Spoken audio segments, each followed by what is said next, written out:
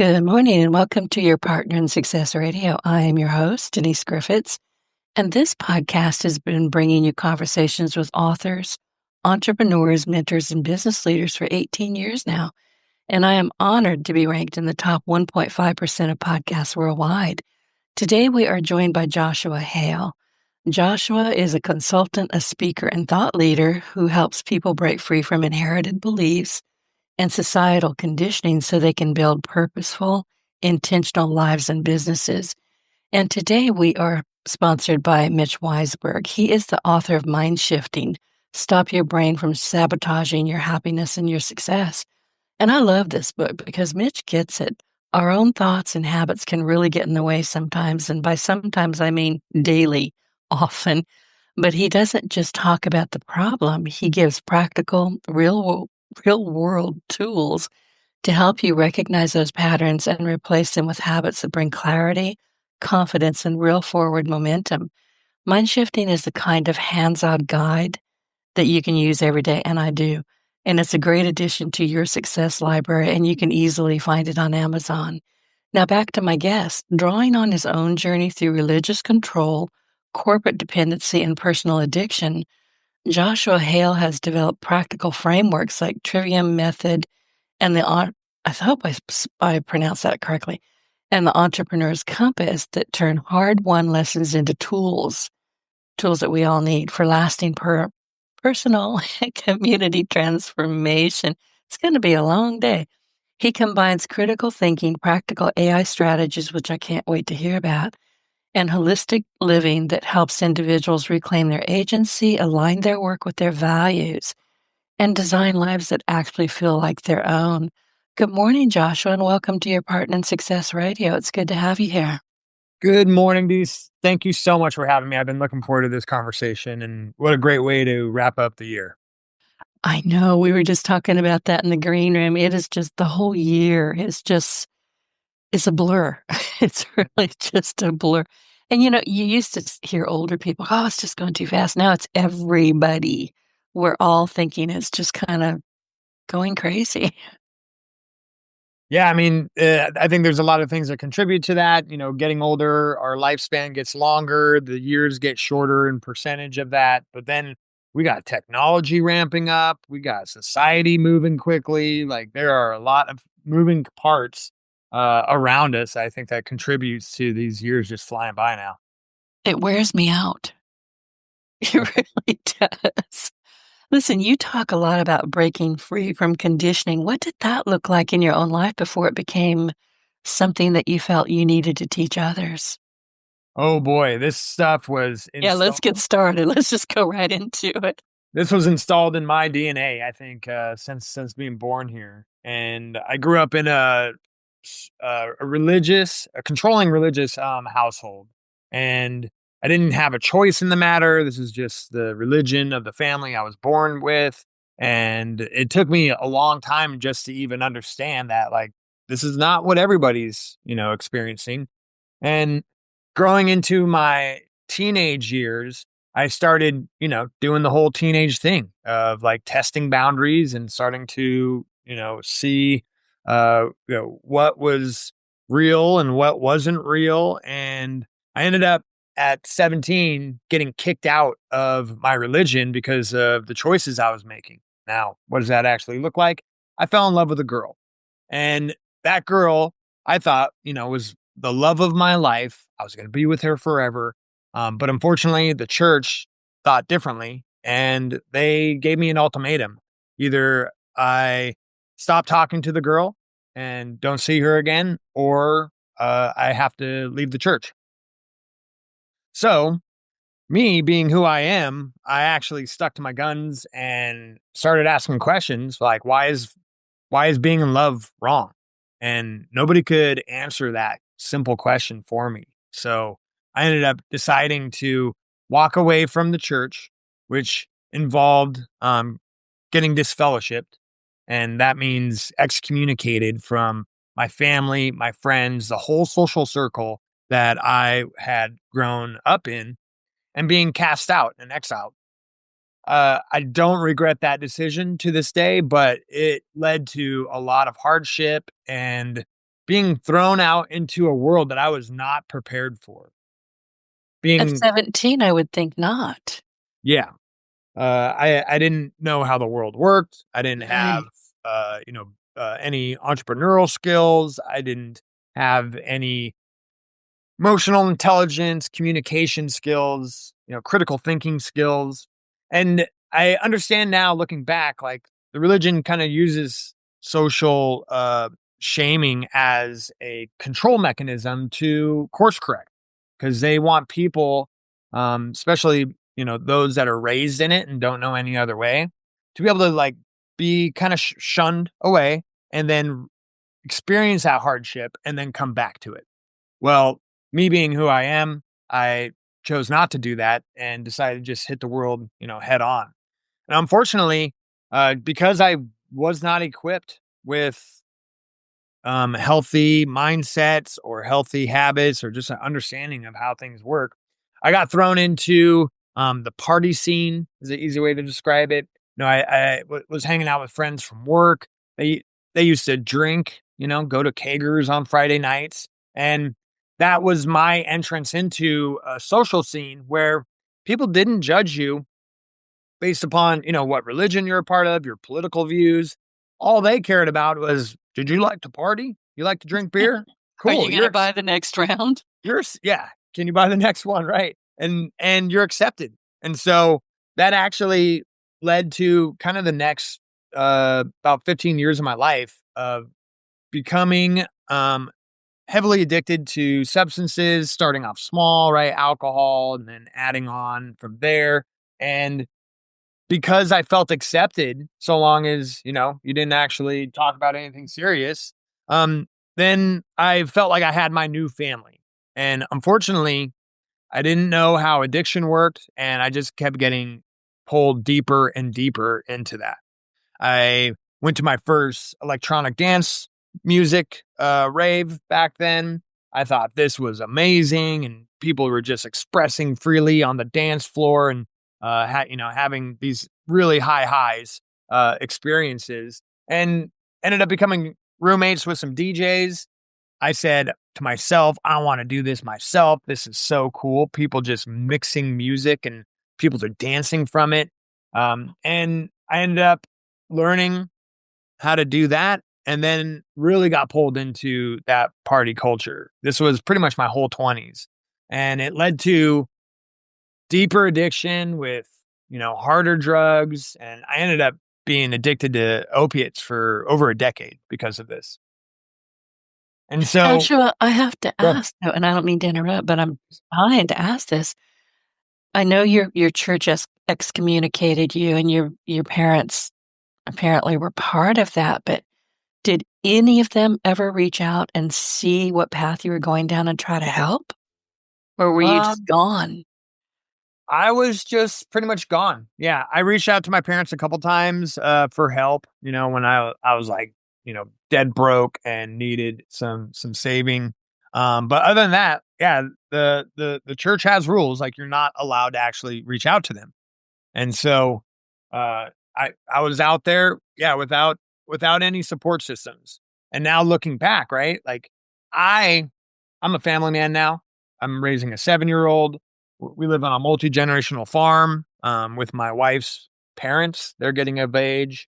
And now I see what it takes to, be successful and secure in life with these rings of support around you, right? From close family member, my partner, my wife, to close family members, to then, close friends, and then, strong associates around you, work partners. All these things end up insulating me from, the uncertainty of life.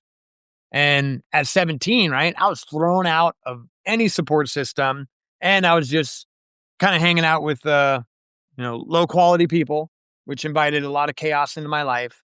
I now know I experienced a bunch of what Mate describes as little trauma experiences, right? Um, my parents divorced when I was 4, so I grew up without my dad.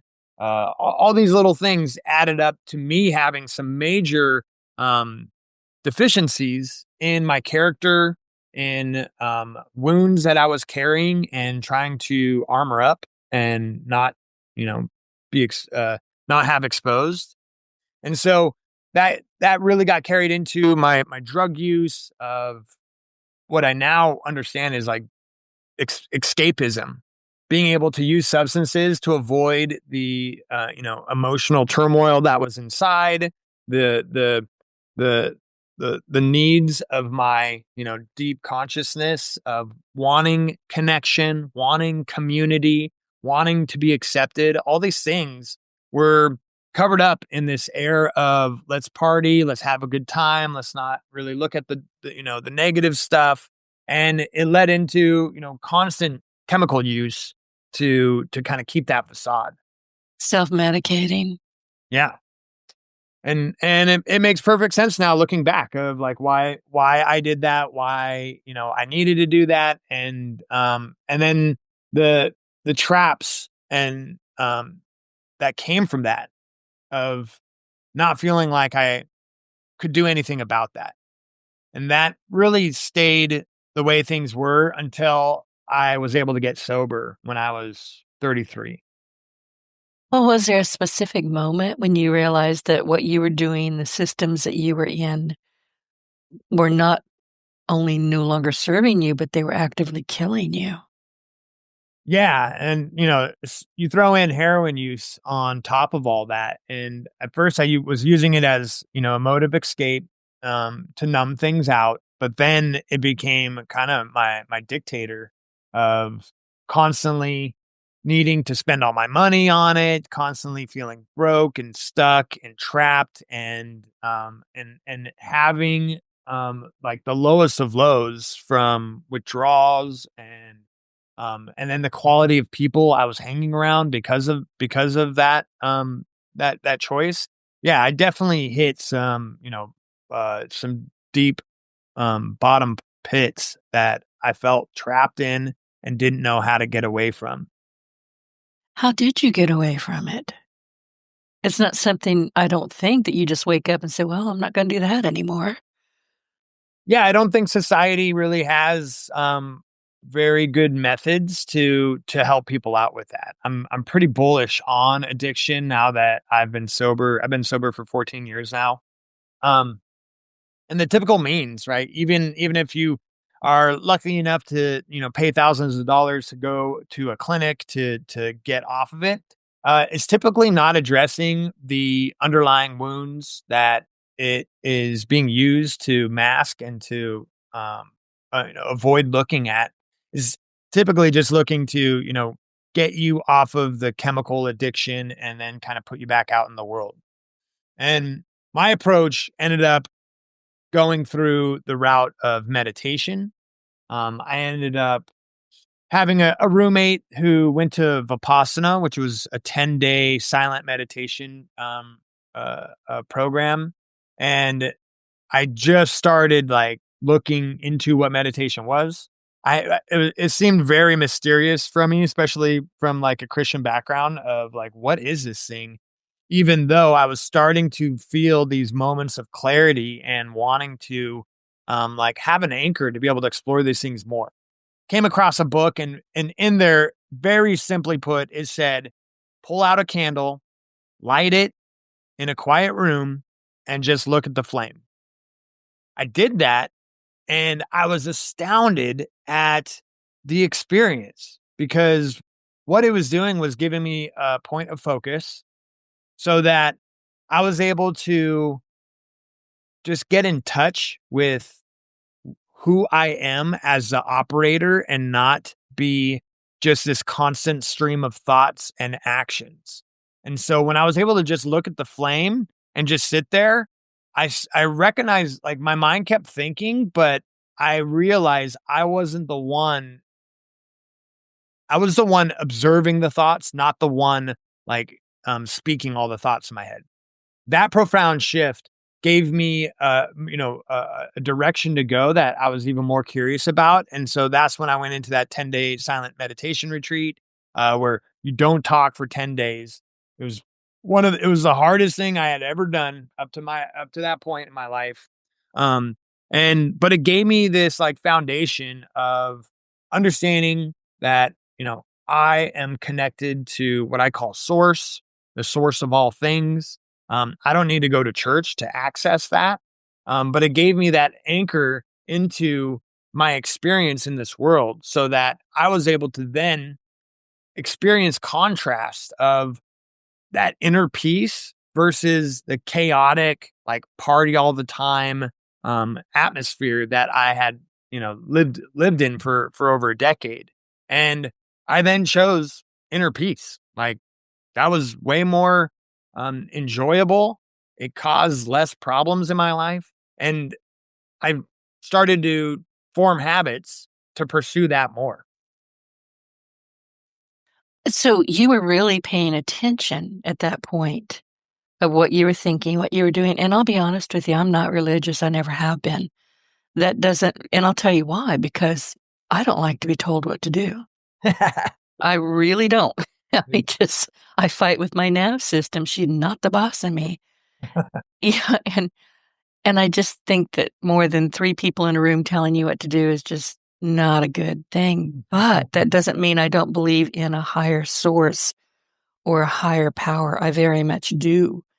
And I love what you're saying about getting in touch with yourself. And, I get these downloads honestly in the shower, and I call Yeah. them God winks, because when I'm in there and I'll turn it up hot enough to steam broccoli. I'm surprised I haven't scalded myself, but I relax. And then these thoughts start, they're downloads, they're God winks. And I'll be honest with you, I take bathtub crayons in the shower with me because these voices, if you will, it's not my voice. We all hear two voices, I think. One that's like, we're going to do this. Okay, that's probably a God wink. I'm going to do this. That's ego. I discard that. But I take bathtub crayons in there and I write it all down. And as soon as the steam dissipates a few hours later, I go back in with my phone and I take pictures of it and I write it all down in a form that I can remember. It's Yeah. very helpful. Yeah, that's it. That is incredibly helpful because you're typically giving your mind, something else to focus on, which would be like Right. the hot water. Uh, Permission to calm down. I've taken on cold plunges in the last couple years, and that's kind of the same thing. Of it like short circuits my brain, and then by jumping into that extreme, physical experience, my brain just short circuits, and then I just experience what I call no thought, right? Of Right, right. just being there, and that's where those like insights bubble up and just like bang, here you go, a fully formed, idea and something to bring into the world. So the meditation process, it was still a very messy time in my life. And I didn't just all of a sudden like go to that 10-day silent meditation and then all of a sudden I was, a monk and, having extreme insights. I actually got out of that and ended up getting involved back into drugs and just going back through this same cycle of like getting some clarity and then getting stuck into all the mechanisms of addiction. And it wasn't I continued pursuing meditation, and then at this one time I found this journey meditation, and it helped me like find that switch inside that just turned off the addiction mechanism, which was fascinating. Later that night, I ended up at a drug dealer's house, and he straight up offered me, just like Morpheus in the Matrix. He's like, "Hey man, do you want some heroin?" And for the first time, I felt the spaciousness of choice to be able to take it or not take it. Whereas before, it had always felt like a rope around my neck and I was just being yanked into situations without my like conscious choice, which I'm like you. I like my agency. And so I didn't like anything having control over me like that. And that night, I actually chose to do it again, even though I felt that spaciousness of choice. And that was the last time I ever did it. It felt gross. I didn't enjoy it. It was just not something that I was going to be doing anymore. And It from it's there, easy for us to run back to old habits even when we yeah, know good and well, because if we're doing our own critical thinking, we know that what we're doing is not good, and it could do serious damage short term, long term, but we still do it. Why the heck do we do that? yeah, those habits get deeply ingrained. And what I later found out, which I had to develop, was values and principles that I was gonna live by, and I'll talk more about that. Um, but the last time that I did it, it took me 2 years after that. I quit doing hard drugs like that night, and then quit drinking hard liquor, quit drinking, quit smoking weed, and then quit smoking cigarettes. And it took about 2 years to work my way through all of those addictive patterns. Now I'm fully at peace with just being addicted to chocolate. I like I like some dark chocolate after dinner. I'm fine with that. If I don't get it, I'm a little cranky, but I'm not Uh, trying to sell my TV, trying to get some dark chocolate. I don't like chocolate. Wow. I know. I don't shop, I don't like shopping, I don't like chocolate, but I am a girl, I'm female, I promise I am. I don't like sweet foods at all, I don't like sugar at all. Yeah, I won't eat good. ketchup because it's to me, they just took a perfectly Tomato, beautiful tomato and stuck a sugar cube in the middle. I was like, that's "Yuck." right. I'm not eating that stuff, but and I agree with you, if I have to eat chocolate and every once in a while, like right now, there's a lot of chocolate, goodies going around, it has to be a high quality dark chocolate with Oh, a yeah. it has to have a nut in it, otherwise, no thank you. I was just talking about this. I have a pretty like I have a chocolate budget that's pretty extreme, and it's because of my high quality that I demand in my life. Because I've taken responsibility of minimizing all the toxins going into my body, and that takes a lot of Right. effort, takes a lot of education, and self awareness and self control. But my chocolate, yeah, it's a $7 bar. It actually has no added sugar, and it's just sweetened by fruit powder. Ooh. It's pretty amazing. Send me a link to that. I've got friends that would love that. All right. I will. So, once I came out of that drug fog, that's when I really realized how much of a deficit I found myself in. I was 33 years old, and I realized that I had the emotional intelligence, the critical thinking intelligence, the communication skills, the social skills of a 16-year-old when I first started using substances. Like, Oh that my stuff goodness. just did not develop through my 20s and through all those experiences. So, when I came out of, that drug fog, I was still, like, making jokes like I was 16 talking to my buddies. And I realized, like, "Oh my gosh, I really need to step it up." I had met my now wife, so she was my girlfriend at the time, and we were, heading in the direction of, creating a family. So I felt that, you know, responsibility of needing to be the best that I could be to provide for my family. And so I really hit the ground running with personal development, because I felt so far behind, with the experience that I chose to do with becoming a DJ and having that whole party lifestyle.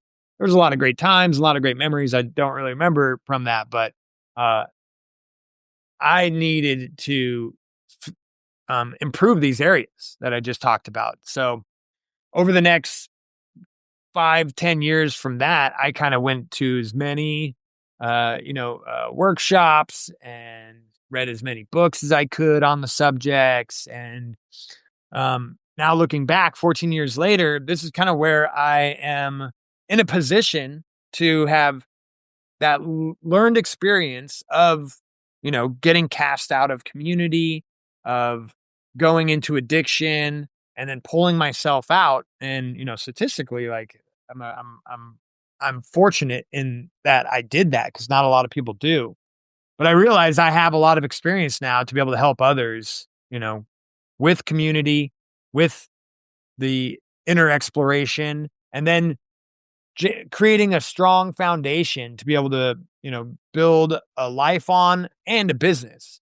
So I got into marketing shortly after I got sober. And I've been doing marketing now for 12 years.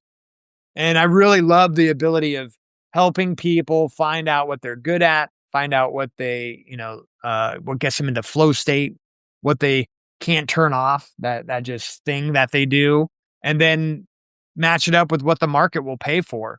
And so finding purpose in being able to provide a service and, being a service to the world, and then building a business around that. And I've demonstrated that with my own business and becoming a consultant, helping other people with that process.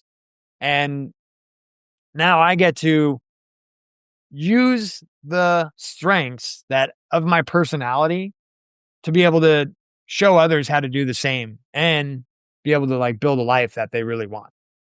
I love that. Let's talk about critical thinking, which is something I hammer people on all the time. I don't watch the news. I think it's pure propaganda. I've always thought that. But critical thinking seems to be a a skill that we're losing. Yeah. Yeah, and it worries me. So let's talk about critical thinking and am I saying this right? The Trivium Method? Yeah. The Trivium Method. So Yeah, I was what is that? I was jumping in and out of rabbit holes. This is back in 2012, 2013. The internet was just ripe for the taking. You could just find all sorts of wild information. And I heard this term mentioned by a guy just in like one of his videos. And I kind of pulled on that thread and I was like, what is that? I've never heard of that before. Yeah, I And hadn't either. That's why I'm asking, what in the heck is that? right. And so I ended up, look searching more for it. And turns out the trivia method's been around for thousands of years. It was started by the Greeks. And the trivium itself in Latin means where the three roads meet. So what are those three roads? It's general grammar, Aristotelian logic, and classical rhetoric. I've heard of these things before. I remember them being mentioned or taught in school, but not as a method using all three. And turns out this method of critical thinking has been taught throughout the ages, all the way up to the one room schoolhouses of early America. And if you know anything about the education, the history of schooling in America, these one room schoolhouses were taken out because of the Prussian education model that was brought over by the first PhDs. The Prussian education model was designed because the Prussia culture found out that if they didn't have a strong army, and then their armies would if their armies thought for themselves, let me say it this way, their armies thought for themselves, when they pushed them against the enemy line, they would all just disperse and run away. Mhm. Yeah, So you're they looking need at a cannon. You're looking in the mouth of a cannon. You don't wanna stick around. exactly. Yeah. Yeah, I would think the same way. But if they removed critical thinking from their military, then they would do what they were told to do, and they would just, fall right on the swords or the guns. So the Prussian education model, they figured out that if they started young and took away the ability of critical thinking from their children, they would then develop strong soldiers. Some early PhDs went over to uh, uh, what's now Germany, and they saw this model and they brought it back into America. So Didn't Rockefeller have something to do with that as well, or am I just hallucinating? yes, Rockefeller, he was more on the medical front. He brought in and introduced allopathic medicine. Trying to remember the name. But the Prussian model was then introduced into America, and that's where we get the grades separating kids by ages. Mm. Whereas with the one room schoolhouse, we had the older kids teaching the younger kids were emulating and looking up to the older kids, and everybody was like learning together in that same room. And they taught the trivium, which was general grammar. All that means is finding your input, being able to gather the facts, gather the individual data points of whatever it is that you're, looking to explore. Then you bring that general grammar, once you've gathered those data points, those facts, bring them into logic. And you process that information, removing contradictions from it, looking for fallacies, looking for, holes in the data. If you find contradictions, then you go back down into grammar. You need to find more information about this stuff. Now, once you have that input and then you process that input, and then it's ready for rhetoric, which means being able to share that processed information, turning it into wisdom, and sharing it with the world. That 3-step process is a method to discern truth, and it could be applied to anything to help you learn and to help you be able to understand. Now, those 3 different topics, they were separated in subjects in school. They weren't taught to be able to use one with the other.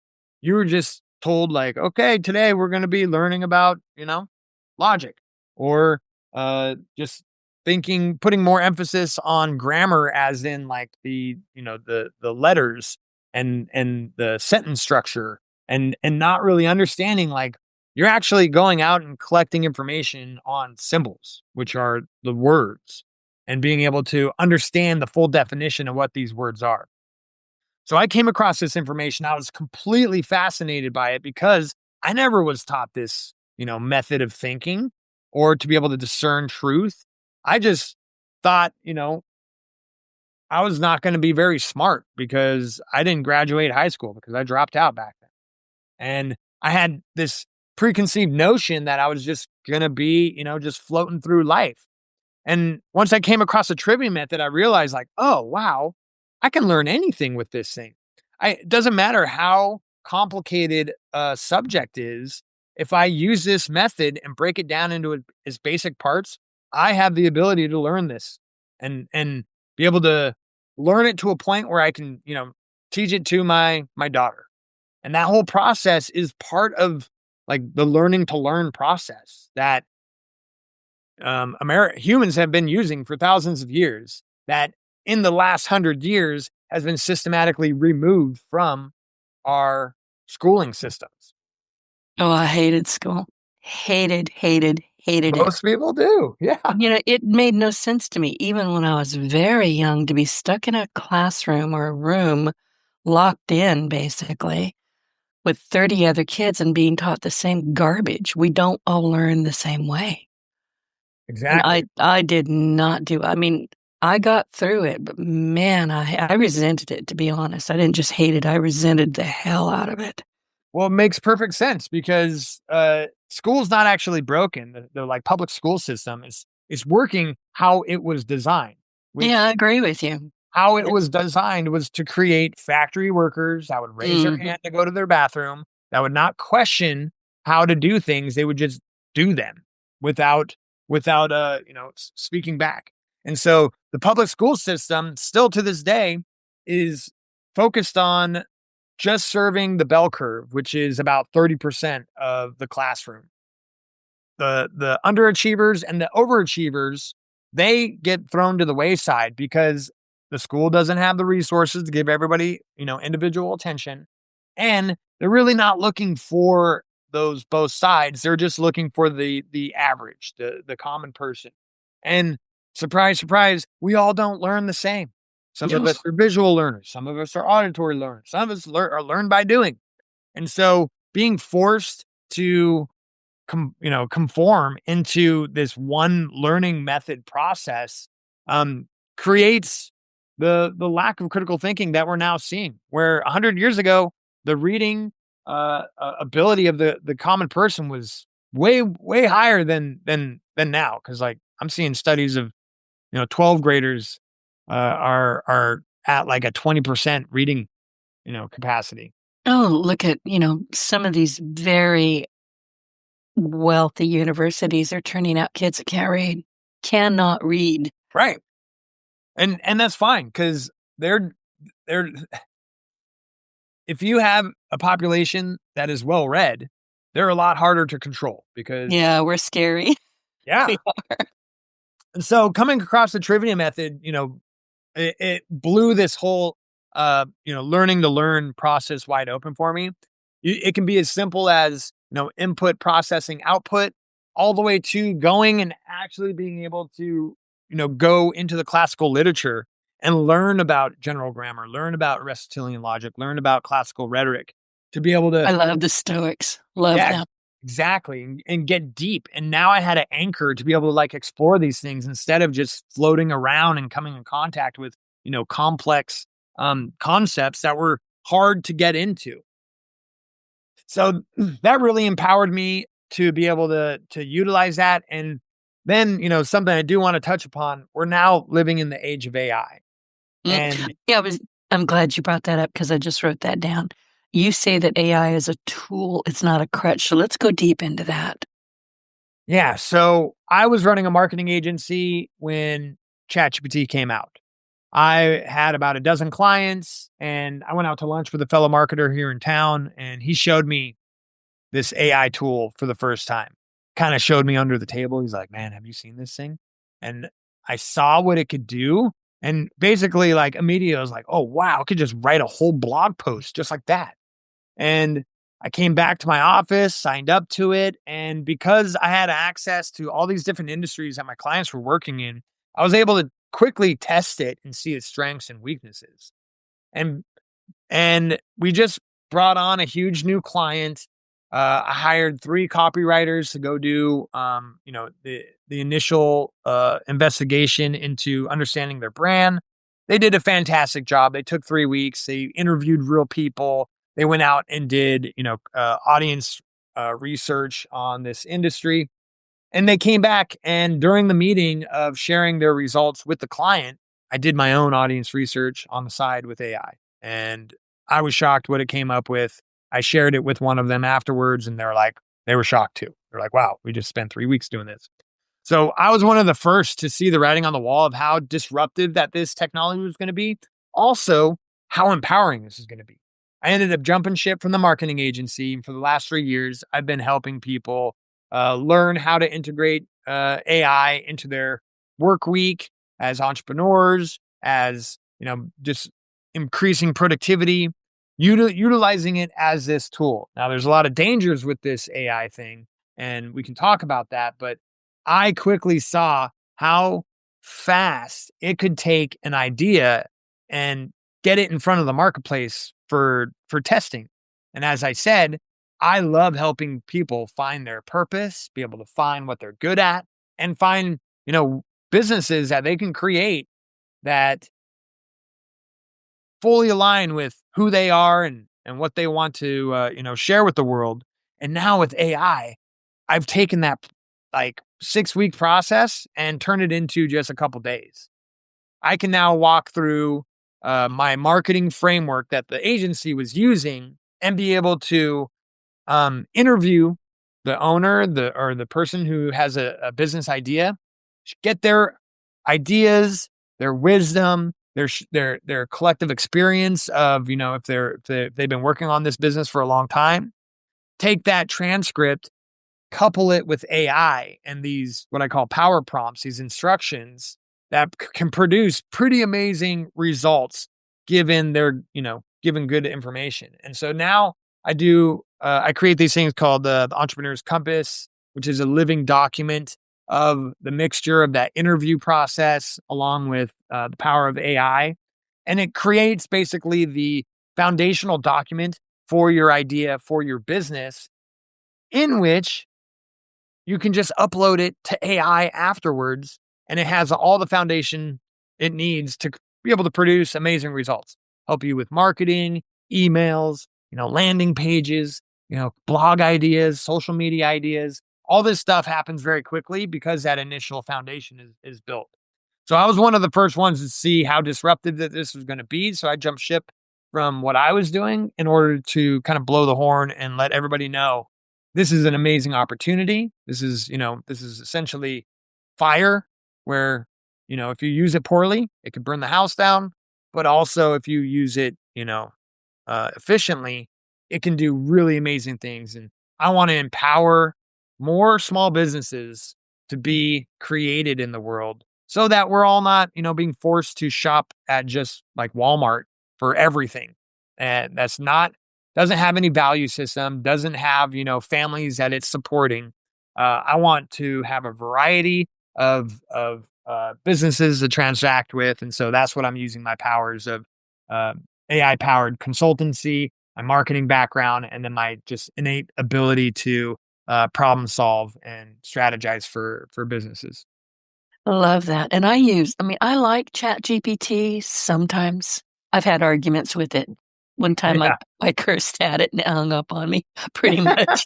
You know, it's like it was just giving me bad code. I'm a web developer by trade, and it kept giving me the same garbage code over, over and over. And I finally said, "Look, stop giving me the same crap code." And I said, "I don't even want to talk to you anymore. I'm mad." I mean, I was getting really kind of testy with it. Yeah. And it said, "I'm sorry, Denise, I'll come back tomorrow." Or something like that. It just, it said that it knew Taking it. the rest of the day off. Yeah, I was not going to be happy no matter what it produced. But you know what I do like a lot is Perplexity for research. Yeah. Yeah. And in fact, I ran you through Perplexity. I do that because I get, this podcast is 18 years old. It's old enough to drink or drive or vote. And, I get requests every day, including Saturday and Sunday. And instead of me taking that one sheet for granted, because, that's a biased document. It's a Yeah. very biased document. They're telling you what they want you to know. So I will take your name and, what it is that you do, and I'll run you through Perplexity. And my final question is, would this be a good, good person for my podcast? Most of the times I get an enthusiastic thumbs up, and other times they're like, "No, give this one a pass." And I do. Well, good. I'm glad I passed the AI test since Oh, yeah, they're you kind of my passed it. domain. Yeah, I was glowing. So But but I teach basically using the Trivium Method now, leveraging the power of AI. And so what you just did, right, was the grammar stage, going out, collecting bits of information in order to be able to process that and see if that's something that's going to match what you're doing. And Perplexity is a fantastic tool. So Perplexity was one of the first AI models to be able to access the internet. Since then, ChatGPT has like taken on a lot of its uh, um, features, but it's still extremely good at doing rapid research and going and I've seen it gather like 50 sources right in just one question. And the cool like and it shows all its sources, and that's what's so powerful about it is that what doing this manually would take hours and hours to try and do Google searches and all this stuff. And now just in minutes, you can have fully, rich set of sources where you can just double click and get deeper and deeper into understanding the topic that you're looking for.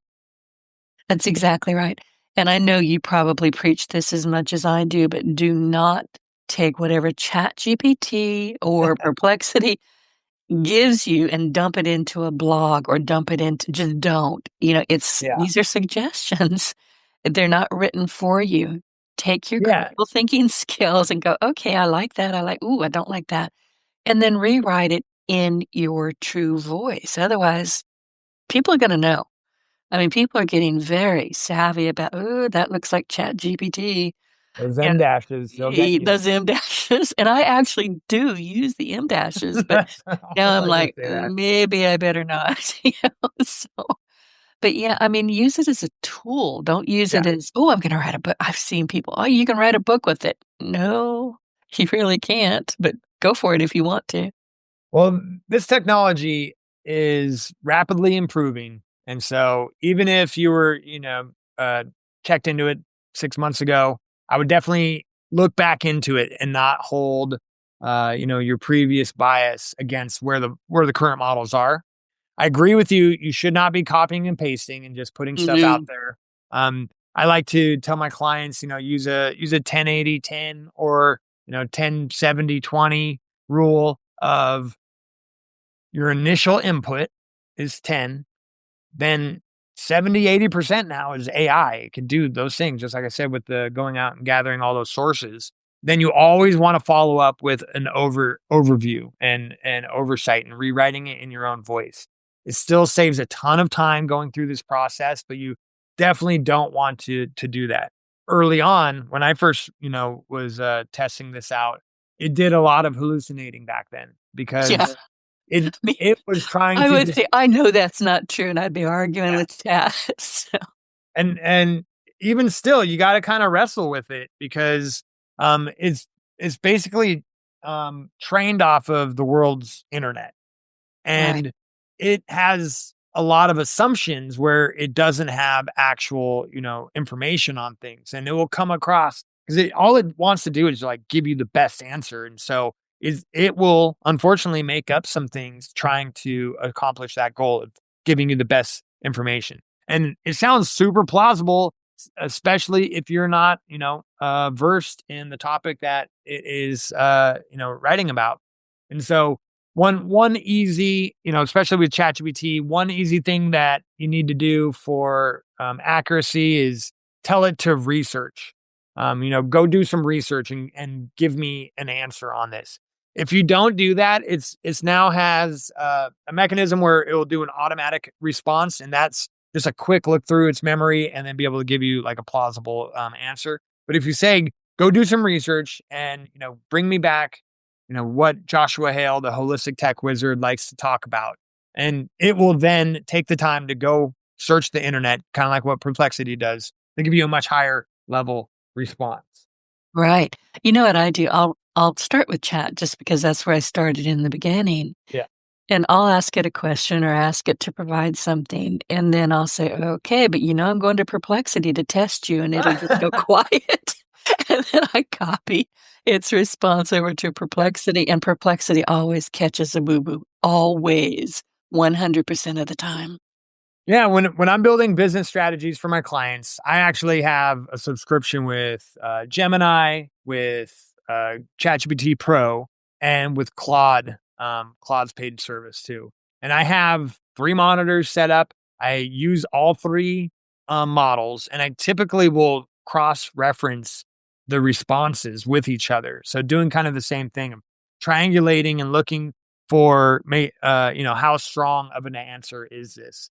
And I start that whole process off with the grammar stage. Like I do use Perplexity, and I go out and get market research, industry trend reports, competitor mapping for businesses. So I gather the raw data myself to then go and process with these models, and then I'll cross reference them. Because yeah, you never want to take the human oversight out of these things. Even Sam Altman of OpenAI ChatGPT, he says like we never want to actually have robots running themselves and these AI models Right, running right. themselves because there's plenty of movies of bad endings that happens from that. And so we need to train ourselves as human beings to be able to manage this new tool And that because goes back to critical thinking. exactly. So If you're being able reading to something that's produced and you're like, "I don't think so." yes, so That ought to be apply automatic. You ought to be able to see those gaps. applying the Trivium Method on the research process that you do. This is something I've built. I built custom AI models that actually do this. I can go. I'm right there with you. I don't watch corporate news Mm-mm. directly, but if there's a news topic that's happening, I'll go and gather information in the grammar stage, and then I have a custom AI that I can grab any article, copy paste it into it, and it will point out all the spin, all the half truths, all the omitted information in that article so that I become more aware and more informed to be able to make a decision for myself. Because like we don't have time to talk about this, but the media's job is to give you an opinion and Oh, not yeah. It's give not you the news. the Not even contrast, close, right, right? for you to make your own decisions with. So being able to utilize these tools helps us with the day to day. And like one of the best, things I can tell your audience when there's a major breaking story and it's, all over your feeds and all over the news, give 72 hours before you form an opinion. Oh, Just yeah. They're just going to change it. They're going yeah, to wipe just it or sit they're back, going to correct it. It's never observe. going to be the truth. Don't share it with your uncle. Don't share it, like, don't immediately parrot, what the mainstream news is talking about, even alternative media, right? Like, you should just sit back, withhold forming an opinion, and just gather the information. And with that process, especially now with AI, right, we can do a lot of fact checking, we can do a lot of cross referencing, a lot of resource gathering without the need of just, turning on the news and watching what their opinion is on a topic. And that's exactly what it is. It's an opinion. It's not news. It has a well, I never did think it was news even when I was a kid. I was smart enough to know that's not right. It just doesn't sound right. Let's go. Ooh, we are running out of time. Let's talk about building an intentional life. So my question is, when someone feels stuck but they can't articulate why, where do you usually suggest they start? Because it happens to all of it. It happens to me. Listen, daily. I mean, I'm not immune to this by any stretch of the imagination. I have thoughts that'll pass me. I've got a squirrel brain, and I'll feel this squirrel jumping over my head and go, "Ooh, squirrel," and I've lost why I feel stuck or what I can't articulate or what's going on. It's easy to get distracted. Yeah, man, I wish we had another hour for this topic because Well, I was going to invite you to come back again in the new year because this hour has not been enough. You well, I can't would tell me love to do no, but that. okay, Uh, good.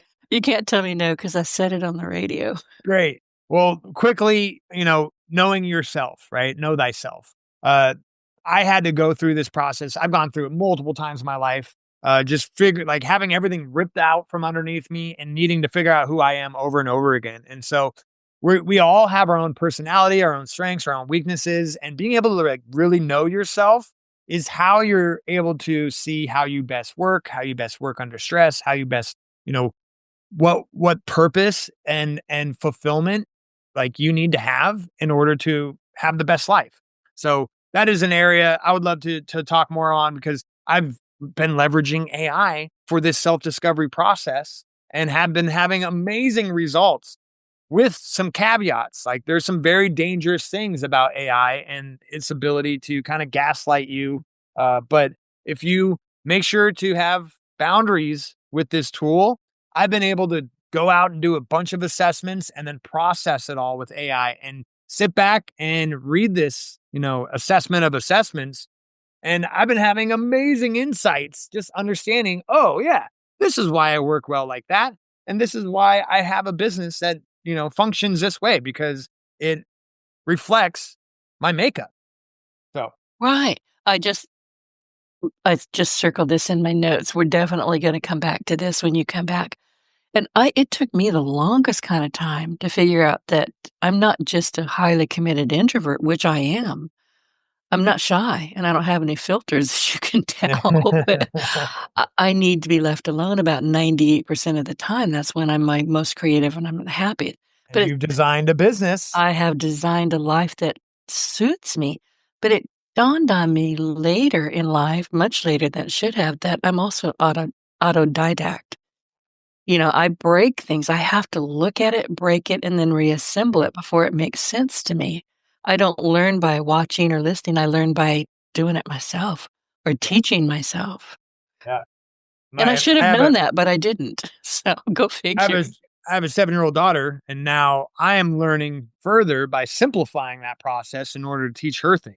And so, but that whole process is not taught in school. No, it's not. I'll be honest with you. I'm a reader. I will read the back of a cereal box if that's the only thing available. And I don't eat cereal, so I'm not sure how that even happens. But I when I say I hated school, I really did, and I would frequently get sent to that room, and I can't remember the name of it now, where they would just it wasn't for the Principal's bad office, well, I got sent there too, but mostly because I wouldn't respond to my detention. yeah, detention, that's it, I never can remember that. I wanted to go to detention because I could read. Nice. Nobody would they wouldn't disrupt Bug me you. there. I was sitting there reading whatever I was reading Guy de Maupassant, I was reading, anything, anything. I mean, I was reading books that were way above my reading level or should have been above my And level. it was your choice of It what was you were my reading, right? choice. It was That's my key. choice. Anne Rind, I was reading anything and everything that I could, but you couldn't read in class because somebody was yakking at you. I hated it. Yeah. Well, and especially, if they're feeding you subjects that are all disconjointed from each other, Yep. none of it made sense. You're forced to change subjects every 45 minutes. Yeah, the whole thing's a mess. Yeah. And not only that, I was actually, and this is going to sound arrogant, but it's not, it's the truth. I was actually better read than most of my teachers. Well, because they were forced to go into higher education, which doesn't. Yeah. Yep. Good. All right. We'll save this for our next conversation. This has Yes, been. absolutely. Well, listen, I do want you to come back. I'll call you in just a little bit and we'll get that set up. But listen, for anybody who feels they're listening to us and they feel overwhelmed by noise and information, where can people connect with you today? How can they find you? Yeah, you can go to my website at joshuahale.io, joshuahale.io.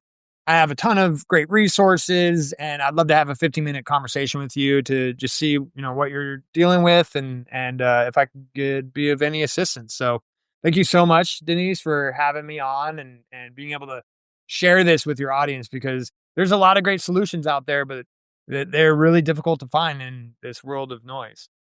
It is. I agree with you. Well, Joshua, thank you so much for sharing your insights on breaking free from conditioning, using critical thinking, and my favorite AI tools. Now I'm losing my voice.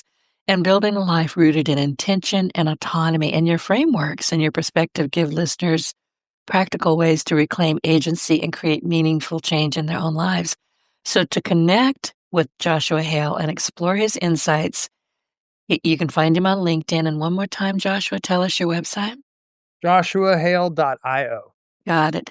Thank you, everybody, for joining us. I am Denise Griffiths, and I will see you every Monday, Wednesday, and Friday. Thank you again, Josh. Thanks.